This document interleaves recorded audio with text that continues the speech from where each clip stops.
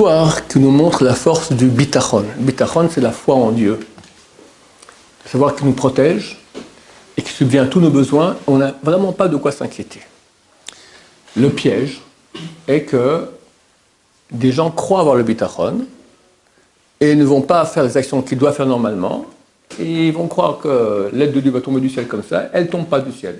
Parce que ce ne sont pas des vrais Baal bitachon, ce ne sont pas des vraies personnes qui ont une foi vraiment totale en Hachem.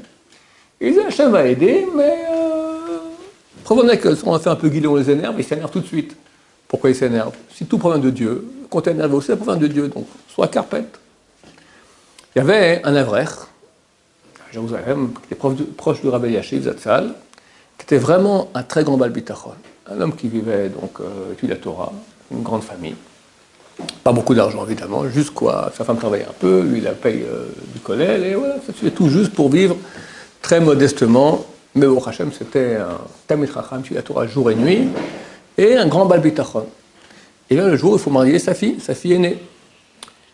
Alors, on lui présente un très bon garçon, mais elle a fait côté de la famille du garçon, on dit, ouais, notre fils, on veut qu'il puisse étudier, il faut donner une dot, quelque chose pour qu'il puisse s'asseoir, un minimum. Combien? Minimum $60,000. Bon, pas de problème, allez, je suis d'accord. Et ils ont fait le vort, donc l'officialisation, et 3 mois plus tard, on se marie. On revient du vort, sa femme lui dit, mais combien tu as accepté de donner? $60,000. Mais comment on va faire? Même si on met de l'argent de côté pendant 10 ans pour jamais arriver à cette somme, c'est colossal. D'où ça viendra? Celui qui s'occupe qu'on ait de l'argent depuis 20 ans pour donner à manger à nous-mêmes, à nos enfants, il donnera aussi pour ça. C'est un problème pour Hachem de donner $60,000. Il y a un problème Hachem? Aucun. Tranquillise-toi, tout ira bien. Bon, les jours passent, elle redemande.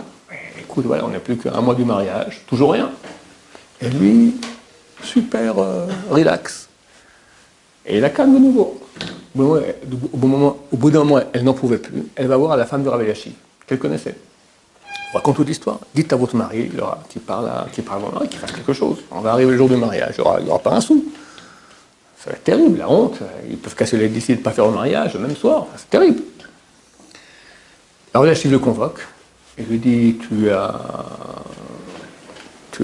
accepté de donner $60,000 pour le mariage de ta fille? Oui. Et tu les as? Non. Qu'est-ce que tu fais pour?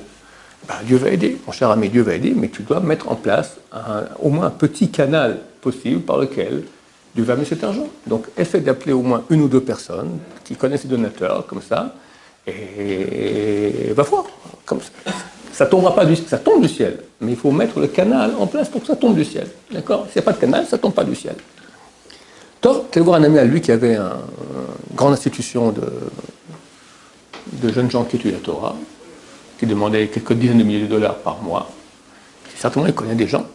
Et il dit, écoute, moi, j'ai mes gens à moi, je ne peux pas te les donner, tout ça. Et je ne connais pas. Si tu veux, j'en ai un, je peux te le donner. Bon, il donne le nom du type. Ce qu'il ne lui dit pas, c'est que ce type lui donnait $15 par année. $15 pas par mois, par année, en Amérique.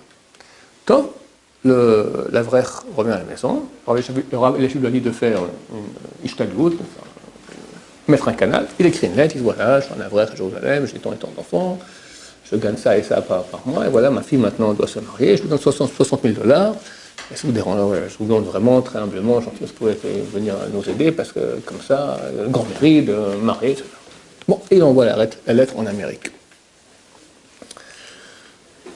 1 semaine passe, 2 semaines passent, 3 semaines passent, toujours rien, la femme devient complètement folle, et lui dit, calme-toi, tout ira bien. On arrive la veille du mariage. La femme ouvre la boîte aux lettres, elle voit une lettre qui vient d'Amérique, elle ouvre, dedans un chèque, $60,000. Extraordinaire. L'Avrech, il dit, bon, je t'avais dit, enfin, c'est normal, où est le problème? Content quand même, mais c'était prévu.